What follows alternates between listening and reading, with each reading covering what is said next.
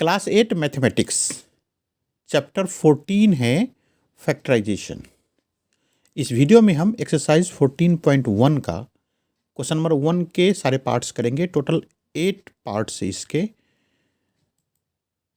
Exercise शुरू करते हैं। इसमें बेसिक्स कुछ नहीं है, बेसिक बस ये है कि नंबर्स का फैक्टराइजेशन आपको पता होना चाहिए। तो वो भी छोटे छोटे ही काम हैं। तो डायरेक्ट मैं क्वेश्चन शुरू कर देता हूँ। पहला क्वेश्चन है find the common factors of the given terms. और उसका फर्स्ट पार्ट है ये 12x और दूसरा है 36। तो इसमें कॉमन फैक्टर्स निकालना है। तो पहले तो हम फैक्टर्स निकाले। तो पहला टर्म है 12x। तो इसमें 12 का हम फैक्टर्स निकालते हैं। तो 12 लिखे और इसको हम डिवाइड करते चले एक एक करके।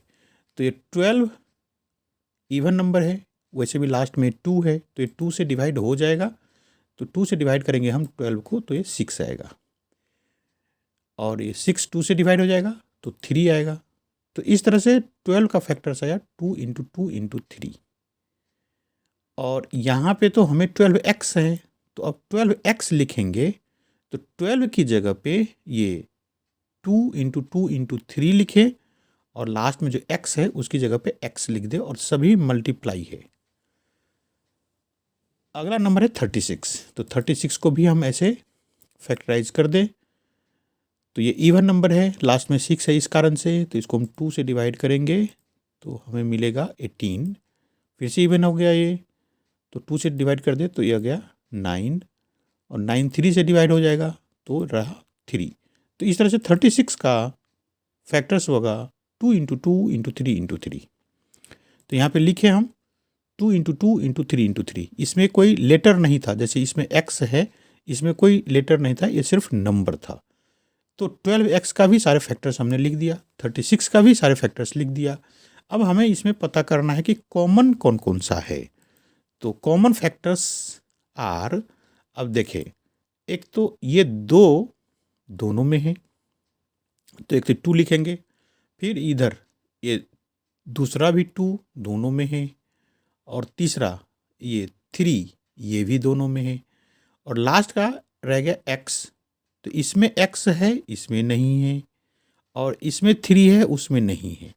इसका मतलब ये कॉमन नहीं है। कॉमन का मतलब होता है कि दोनों में रहने वाला। तो ये एक 2 फिर दूसरा 2 और फिर एक 3, इतने हैं कॉमन दोनों में। तो हम लिखेंगे 2 × 2 × 3। इसका मतलब हो गया, इसको मल्टीप्लाई कर दें हम तो ये हो गया 12। तो इन दोनों का कॉमन फैक्टर्स हो गया 12। यही हमारा आंसर हो गया।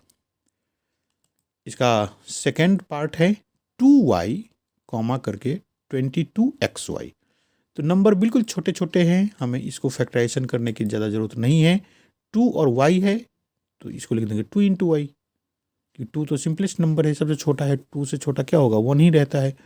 तो फैक्टराइजेशन में हमें यही 2 मिला, 2 × y। और दूसरा नंबर है 22xy। तो 22 को हम 2 से डिवाइड करेंगे तो हमें मिलेगा 11। तो 22 को हम 2 × 11 लिख दें और इधर जो लेटर्स है, अल्फ़ाबेट्स कहें या वेरिएबल्स कहें, सभी कहते हैं इसको, तो xy को हम x × y लिख दें। तो हमें पता करना है कॉमन फैक्टर्स। तो इन दोनों में कॉमन क्या है, वैसे तो दिख रहा है लेकिन मैं आपको एक बार और क्लियरली देखने के लिए इधर 2y को, जो 2 × y है उसमें हम 2 को रेड कलर से दिखा दिया और y को ब्लू कलर से। और इधर 22xy का 2 × 11 × x × y, इसमें 2 को हम रेड लेटर से दिखा रहे हैं इसलिए कि इसमें भी वो है दोनों, और उधर y जो है वो ब्लू है। इसका मतलब ये जो दोनों कलरफुल जो लेटर्स है वो दोनों में है, इसमें भी 2 है और दोनों में y है। और ये जो है ब्लैक लेटर्स 11 और x ये नहीं है कॉमन। तो हम लिखेंगे कॉमन फैक्टर्स आर 2 × y और ये हो जाएगा 2y। यही आंसर हो गया हमारा। बिल्कुल आसान सा क्वेश्चन है, आसान सा टॉपिक है ये। अब पार्ट 3 देखिए इसका। यह 14pq और ये 28p²q²। तो फैक्टर्स निकाले हम। तो 14 का फैक्टर 2 × 7, मतलब 14 को 2 से डिवाइड करेंगे तो 7 रह जाएगा, उससे छोटा तो कुछ होगा नहीं, 7 प्राइम नंबर है। तो 2 × 7 × p × q। और अगला जो टर्म है वो है 28 पी स्क्वायर क्यू स्क्वायर। तो 28 को हम 2 × 7 करेंगे, मतलब 28 को 2 से डिवाइड करेंगे तो 14 आएगा। अब 14 को 2 से डिवाइड करेंगे तो 7 आएगा। तो ये छोटे नंबर है इसलिए मैं फैक्टर करके दिखा नहीं रहा हूँ। आप 8th क्लास के बच्चे हो, इतना तो दिमाग होगा ही। और ये पी स्क्वायर है, तो पी स्क्वायर कैसे आ गया होगा, 2p को मल्टीप्लाई किया होगा तो पी स्क्वायर आ गया। और ये क्यू स्क्वायर कैसे आ गया, 2q को मल्टीप्लाई किया होगा तो क्यू स्क्वायर आ गया। अब इन दोनों में से हमें कॉमन पता करना है। तो एक बार मैं फिर से इसको कलर से दिखा देता हूँ। जैसे 2, 7 और p को हमने कलर से दिखाया और q भी कलर से दिखा दिया। ये सारे ही कलरफुल हो गया। और इसमें जो 28 पी स्क्वायर क्यू स्क्वायर है, इसका एक 2 और एक ये ब्लैक रह गया, इसका मतलब कॉमन नहीं है। ये 7 कॉमन में आएगा, ये p और एक q, इसका मतलब ये जो ब्लैक लेटर्स है वो कॉमन में नहीं है। और जो सेम टाइप का है, जैसे ये 2 हो गया, ये 7 हो गया, ये p हो गया और ये q हो गया, अपने अपने टाइप के कलर हैं तो वो सब कॉमन है। वो आप यहाँ से भी देख सकते हो। और ये बहुत ज़्यादा लग रहा है तो यहाँ से कलर्स में देख लो, किसी भी तरह से आपको समझ में आना चाहिए। बस मेरा टारगेट यही है कि आपका क्वेश्चन ये समझ में आना चाहिए। और यदि समझ में आ गया है, जल्दी से सब्सक्राइब करना। बहुत अच्छे क्वेश्चंस मैं यहाँ पे वीडियो में डालूंगा और 8th क्लास के बच्चे के लिए बहुत फ़ायदा होने वाले हैं। तो ये कॉमन फैक्टर्स क्या क्या आ गया, एक तो 2, फिर 7, फिर p और q। तो इन सबको मल्टीप्लाई कर दे। मल्टीप्लाई करने के टाइम ये ध्यान रखना कि नंबर्स तो मल्टीप्लाई हो जाएंगे। मतलब 2 × 7 कितना होगा, 14। 2 × 7 कहो चाहे 7 × 2 कहो, तो ये होगा 14। और ये पी क्यू वैसे ही रहेगा, ये पी क्यू लिख देंगे हम 14 के बाद में। तो ये रह गया हमारा 14 पी क्यू, यही हमारा आंसर है। बिल्कुल सिंपल सा बात।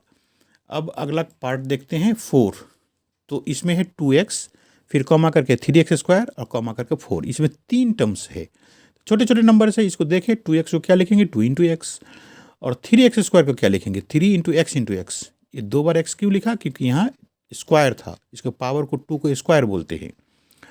और आखिरी का टर्म है 4, तो ये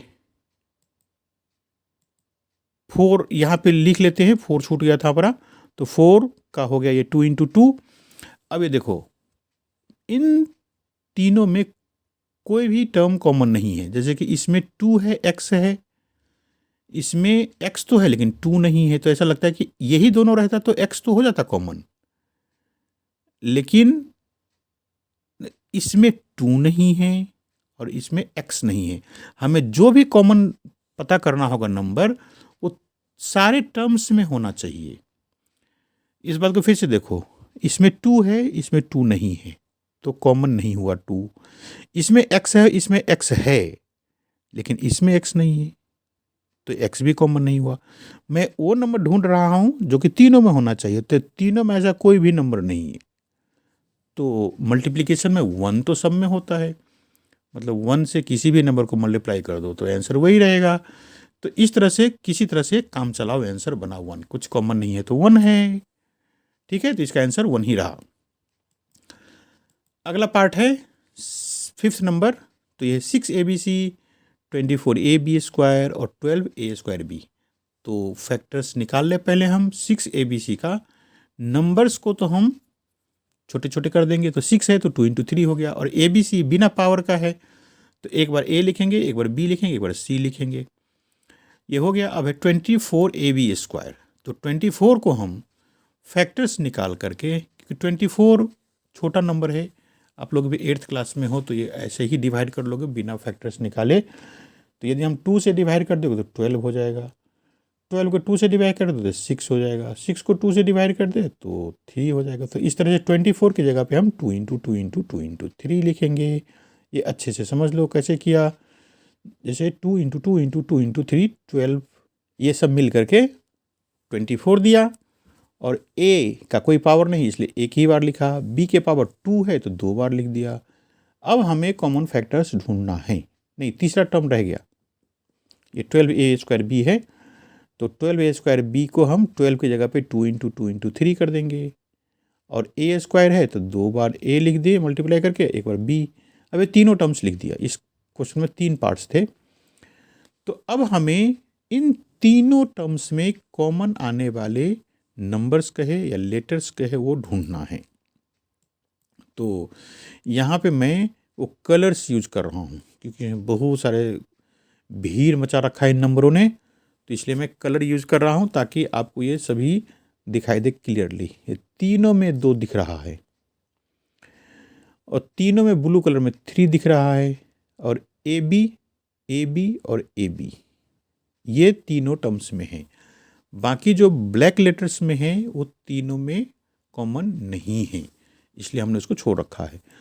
तो कॉमन नंबर्स कौन कौन सा हो गया, कॉमन फैक्टर्स? एक तो रेड वाला 2, ब्लू वाला 3 और ये थोड़ा सा रेडिश टाइप का ही है ए बी। तो ये हो गया 6AB। यही आंसर आ गया, छोटा सा काम। अगला पार्ट देखते हैं, 6th। ये 16x³ कॉमा माइनस करके 4x स्क्वायर और कॉमा 32x। तो 16 को हम क्या करें, ये तो 2 इंटू 2 इंटू 2 इंटू 2 करेंगे। जैसे 4 इंटू 4 16 होता है, तो 4 की जगह पे 2 इंटू 2 कर दो, फिर दूसरा भी 2 इंटू 2 कर दो। आप किसी भी तरह से इसको छोटे कर दो। और मैं इधर बार बार कह रहा हूँ कि मैं फैक्टराइज करके दिखा नहीं रहा हूँ कि ये 16 बड़े छोटे से नंबर है। और x³ है तो 3 बार x को मल्टीप्लाई करेंगे, जितना पावर रहता है उतनी बार मल्टीप्लाई करते हैं। तो ये 16x³ का सारा फैक्टर्स आ गया। ये -4 का x स्क्वायर, तो माइनस सामने में रहेगा, 4 की जगह पे 2 इंटू 2 कर देंगे और x स्क्वायर की जगह पे 2 बार x स्क्वायर लिख देंगे। अगला है 32x। तो 32 होता है 2 इंटू 2 इंटू 2 इंटू 2 इंटू 2, मतलब 2 को 5 बार मल्टीप्लाई करेंगे तो 32 होगा। इतना नॉलेज होना चाहिए। जिन बच्चों का मैथ्स कमज़ोर होता है उनको ये सब पता नहीं रहता है, लेकिन मैं समझता हूँ आप लोग अच्छे बच्चे हो, इनको समझ में आ रहा है। ये 2 इंटू 2 4 हो गया, 4 इंटू 2 8 हो गया, 8 इंटू 2 16 हो गया, 16 इंटू 2 32 हो गया। और एक x है इसलिए हमने एक ही x लिखा। 2 बार 3 बार कब लिखना हो, तो वो पावर जितना रहता है उतनी बार लिखते हैं, तो इसमें पावर है ही नहीं, इसका मतलब 1 है। तो इस तरह से सारे टर्म्स के फैक्टर्स निकल गए। अब हमें कॉमन ढूंढना है तीनों में क्या है। तो कॉमन फैक्टर्स क्या होगा, देखो फिर से मैं कलर यूज़ कर देता हूँ। तो इन तीनों टर्म्स में से एक तो रेड कलर में 2 दिख रहा है और ब्लू कलर में 2 दिख रहा है और ग्रीन कलर में x दिख रहा है। बस यही तीनों कॉमन है। आप लोग बड़े ध्यान से देख लेना, यहाँ पे सारे लेटर्स ब्लैक में हैं तो एक एक करके पता करना होगा, या आप लोग पेंसिल से टिक टिक कर दो तो भी होगा। जैसे एक 2 को टिक कर दिया, एक 2 को टिक कर दिया, एक 2 को टिक कर दिया, तो वही हम यहाँ पे कलर्स में दिखा दिए हैं। जैसे 2 हो गया, फिर एक और 2 आ जाएगा, 2 2 सब में है। बात रहेगी x की। अब इसमें जैसे 2 बार 2 कर लिया ना, तो इसके बाद इसमें 2 ही है 2, इसमें तो 4 है, इसमें भी 5 है। तो लेकिन हमें कॉमन दोनों क्या तीनों में ही कॉमन होना चाहिए, तो वो 2 बार 2 है। इसमें देखो एक में एक ही x है, इसमें 2 x है, इसमें 3 x है, तो एक ही x कॉमन आया। तो आपको जैसे भी समझ में आता है पेंसिल से टिक करके कर सकते हो, चाहे राउंड कर देते हैं कई लोग। मैं यहाँ पे कलर्स में दिखा दिया। और इस तरह से 2 इंटू 2 इंटू एक्स, तो कितना हो गया हमारे पास 4x। यही हमारा आंसर आ गया, कॉमन फैक्टर है 4x।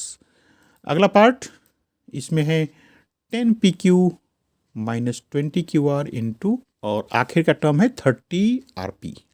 तो छोटे छोटे नंबर्स हैं, इनको हम ऐसे फैक्टराइज कर सकते हैं। 10 को 2 इंटू 5 कर देंगे और PQ को P इंटू Q कर दिए।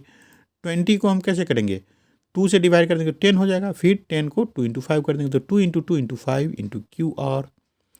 30 को 2 इंटू 3 ये 6 हो गया, 6 इंटू 5 30 होता है, RP लिख दिया। तो इस तरह से फैक्टर्स निकल गए। और कॉमन क्या होगा तीनों में, तो उसके लिए जैसे मैं करता आ रहा हूँ हमेशा कलर यूज कर देता हूँ आपके लिए।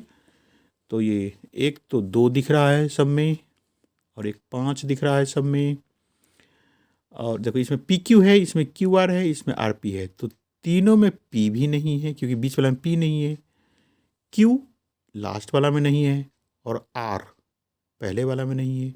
तो PQR में से कोई भी कॉमन नहीं है। तो कॉमन बच जाएगा सिर्फ एक तो 2 और एक तो 5। तो 2 इंटू 5 10 रह गया। यही हमारा आंसर हो जाएगा। अगला पार्ट देखें 8th, तो ये 3x² y³ कॉमा करके 10x³ y², फिर है 6x² y² z। तो सारे टर्म्स को हम फैक्टराइज कर दें। तो 3x² y³ है, तो 3 ही है, उससे छोटा कुछ है ही नहीं, उसको मतलब किसी नंबर से डिवाइड नहीं कर सकते, तो प्राइम ही है वो खुद ही। और x² है, इसके मतलब 2 बार x लिखेंगे, और y³ है तो यहाँ पे हम उसको 3 बार लिखना चाहिए था y, यहाँ पे एक बार छूट गया, एक बार लिख लेना आप। और ये 10x³ y² है, तो 10 की जगह पे 2 × 5 और x³ की जगह पे 3 बार x का इंटू में लिख देंगे, और y² की जगह पे 2 बार y² 2 बार y × y कर दिया, y² की जगह पे y × y कर दिया।